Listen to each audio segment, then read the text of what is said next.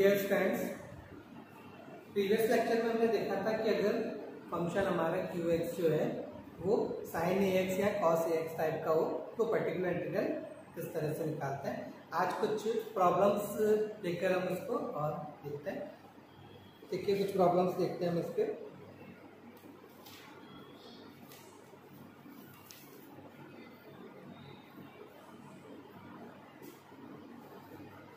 ये देखिए ये एक क्वेश्चन हमें दे रखा है, प्रॉब्लम ये दे रखी है b² - 5b + 6y = sin 3x।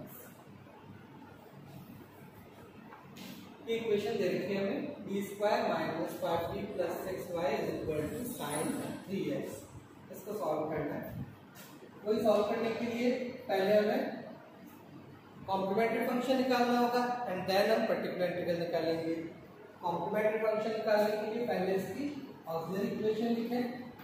Auxiliary equation देखिए इसकी बनेगी हमारी m² - 5m + 6 = 0। अब इसके फैक्टर्स कर लें। इसके फैक्टर्स आ जाएंगे m - 3 m - 2। ये आ गया हमारे पास m = 3 और 2। तो ये m की दो वैल्यूज आ गई, दोनों वैल्यूज रियल है और अनइक्वल है। तो CF जो हमारा आएगा कॉम्प्लीमेंट्री फंक्शन जो बनेगा वो हो जाएगा C1 e⁻3x + C2 e⁻2x। ये हमारा कॉम्प्लीमेंट्री फंक्शन आ गया। अब पर्टिकुलर इंटीग्रल निकालें। पर्टिकुलर इंटीग्रल देखिए क्या बनेगा 1/b² - 5b + 6 sin 3x। अब देखिए हमने बताया था कि अगर ये फंक्शन हमारा sin ax या cos ax टाइप का हो तो पर्टिकुलर इंटीग्रल हमारे पास आएगा 1/fd² of sin ax और cos ax is 1/f of -a² sin ax। या cos ax होता तो यहाँ पे भी cos ax ही आ जाता है। अब देखिए यहाँ पे बात क्या हो रही थी कि 1/fd² में f of -a² हो जाएगा, यानी कि जहाँ पे d² है वहां हम -a² लगा देंगे। यहाँ पे देखिए a कितना है हमारा 3, a² हो गया 9। तो जहाँ पे d² है वहां पे हमें -a² रखना है, यानी कि एक तरह से ये हो गया हमारा d² की जगह आ जाएगा -a²। ये हमारा 3 है तो ये -9 आ गया। तो जहाँ d² है केवल वहां पे हमें -9 लगा देते हैं। बाकी टर्म जो है वो हमारी एज इट इज रह जाएगी। अब ये देखिए ये हो गया -9 + 6, ये माइनस का 3 हो गया, तो माइनस का 3 और माइनस का 5d, माइनस कॉमन ले लो तो ये अंदर रह गया 5d + 3 of sin 3x। अब देखिए अब क्या करें 1/5d + 3 of sin 3x। ये तो नहीं निकाल सकते क्योंकि हमारे पास तो f of d² होता तो हम ऑपरेट कर पाते हैं कुछ। तो इससे मैं चाहूंगा कि पहले मैं एक बार f d² के टर्म्स में बनाऊं। तो उसके लिए मैं क्या करूंगा इसको रेशनलाइज कर लेते हैं। 5d - 3 से ऊपर नीचे मल्टीप्लाई कर लें, ये माइनस हमारा ऐसे थे। अब यहाँ पे नीचे 5d + 3 × 5d - 3, तो ये हो जाएगा हमारा 25d² - 9 of sin 3x।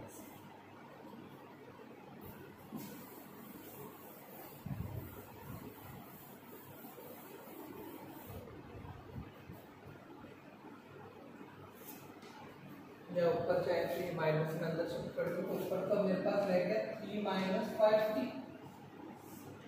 और अपॉन में अब देखिए वापस से d² आ गया, तो d² की जगह में लिखना है -a², यानी कि -9। तो ये हो गया 25 × -9 माइनस 5 साइन 3x, ये 3 माइनस 5t अपॉन इन दोनों में से देख लो माइनस 9 कॉमन अंदर रह गया 25 प्लस 1 यानी 26 इंटू 9। ये माइनस फिर से मैं ऊपर ही ऑपरेट कर लेता हूँ, ऊपर रह जाएगा 5t माइनस 3 और अपॉन ये हो गया 26 इंटू 9, ये हो गया हमारा 234, ये रह गया 5t minus 3 upon 234 sign 3x। ये 1/234 तो मैं देखिए अलग से रख लेता हूँ। अब ये 5t माइनस 3 अपन साइन 3x पे ऑपरेट कर ले, तो ये हुआ 5d of sine 3x, d means derivative, first derivative of sine 3x, ये क्या हो जाएगा 3 cos 3x, साइन 3x का डेरिवेटिव 3 cos 3x और माइनस ये तो इस पे लगाएंगे तो माइनस 3 साइन 3x।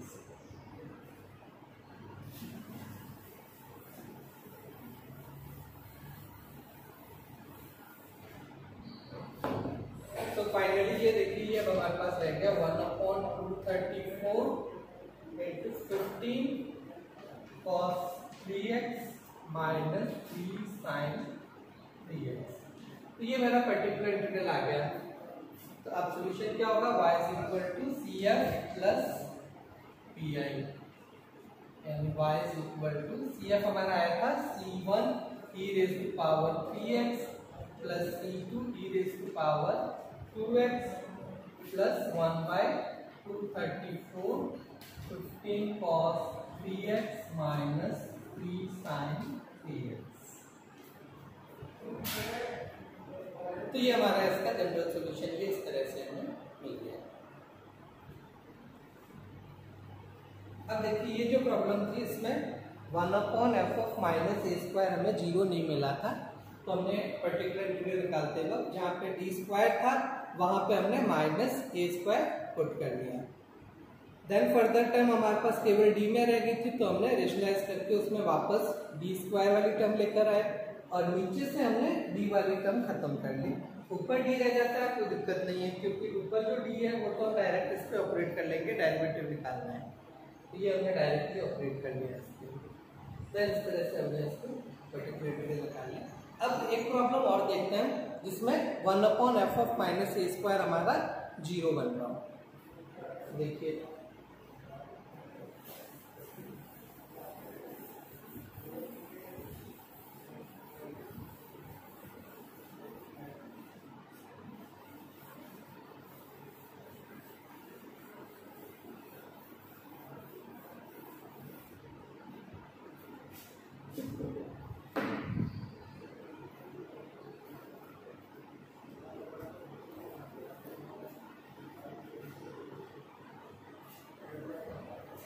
ये देखिए ये प्रॉब्लम दे रखी है हमें d3y/dx³ plus a square dy/dx is equal to sin ax।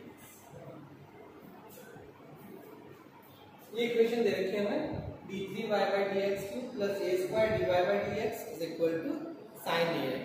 ये सॉल्व करना है, तो एक बार मैं पहले इसको d की टर्म में लिख लेता हूँ।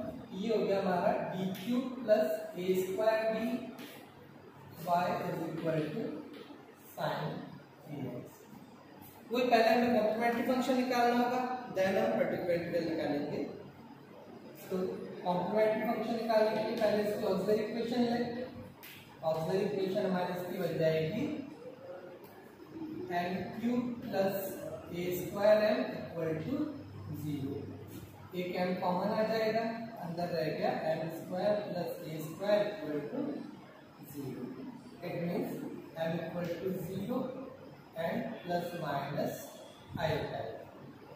यहाँ से तो आ जाएगा m इक्वल टू 0 और m square plus a square equal to 0 से हमें आ जाएगा मिल जाएगा प्लस माइनस आयोटा। तो कॉम्प्लीमेंट्री फंक्शन जो है वो मेरा बन गया c1 e raised to power 0x that is 1। तो c1 प्लस यहाँ से अपने पास आ जाएगा c2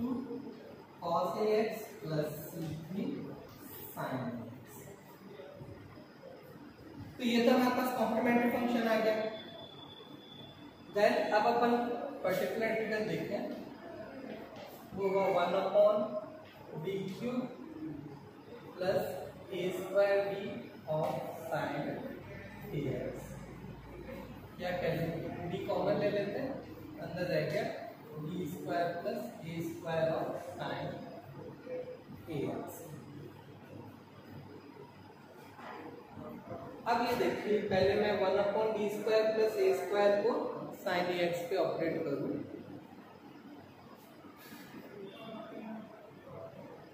तो ये 1/d और 1/d² plus a² of sine ax, ये मैं आप लोगों को बता चुका हूँ, ये हमारा होता है, ये हमारा -x/2a cos ax। अब 1/d of this one, 1/d means integration of this one, -1/2a integral of x cos ax dx।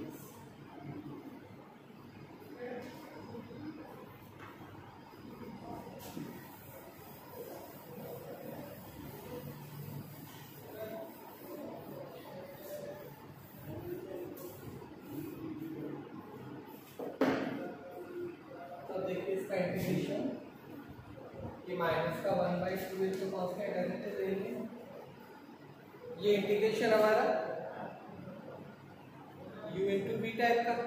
तो अब यहाँ पे देखिए, फर्स्ट फंक्शन हमारा x as it is into integration of second function, यानी कि cos ax का इंटीग्रेशन, cos ax का इंटीग्रेशन हमारा हो गया sin ax upon a minus integration of differentiation of first का डिफरेंशिएशन, x का डेरिवेटिव 1 हो गया into integration of second, that means sin ax upon a।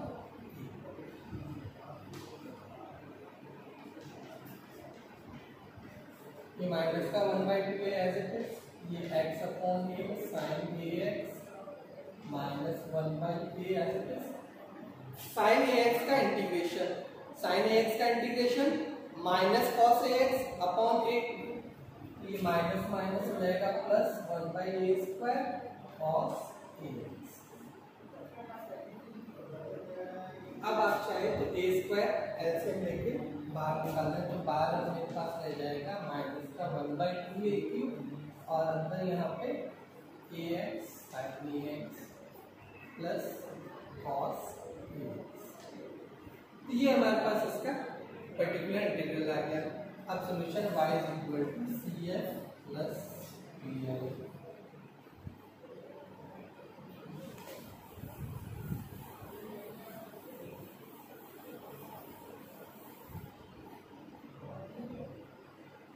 तो ये हो गया y is equal to cf, हमने निकाला था c1 plus c2 cos ax plus c3 sin ax plus pi, अब हमने ये निकाल रखा है, sorry, minus 1/2a³ ax sin ax plus cos ax।